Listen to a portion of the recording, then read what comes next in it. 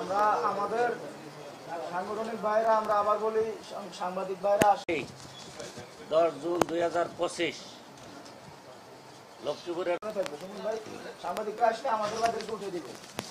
সুমন ভাই ওখান থেকে লক্ষ্মীপুর জেলা জামায়াতের সম্মানিত নায়েব আমির জনাব এআর হাফিজুল্লাহ উপস্থিত আছে। একটা জিনিস ক্লিয়ার হয়নি, আপনাদের মাধ্যমে আমরা জানতে চাই, সেটা হচ্ছে এই ঘটনা শোনার পর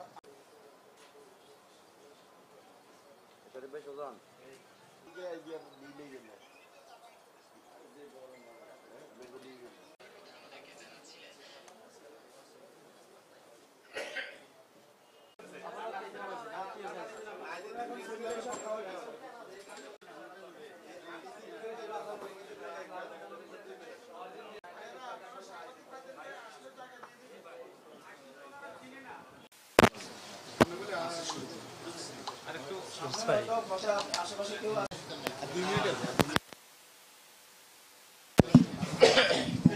আমরা আমাদের সাংগঠনিক ভাইরা আমরা আবার বলি সাংবাদিক ভাইরা আসি। কিন্তু জামাত কি কথা রাখেনি তা তিনি পরিষ্কার করেননি।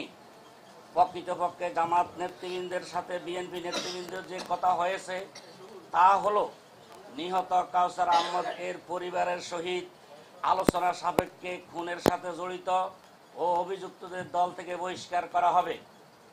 প্রকৃত অপরাধীদের বিরুদ্ধে আইনগত পদক্ষেপ গ্রহণ করা হলে তা হস্তক্ষেপ করবেন না, তারা হস্তক্ষেপ করবেন না, বরং সহযোগিতা করবেন।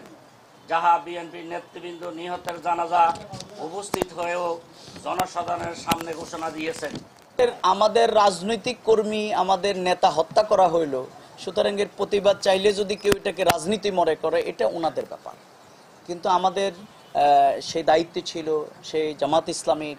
এবং আমরা জেনেছি আসলে মূলত হত্যাকাণ্ডটা ইনসিডেন্ট হঠাৎ করে হয়নি, বরং পরিকল্পিতভাবেই তাকে কিন্তু হত্যা করা হয়।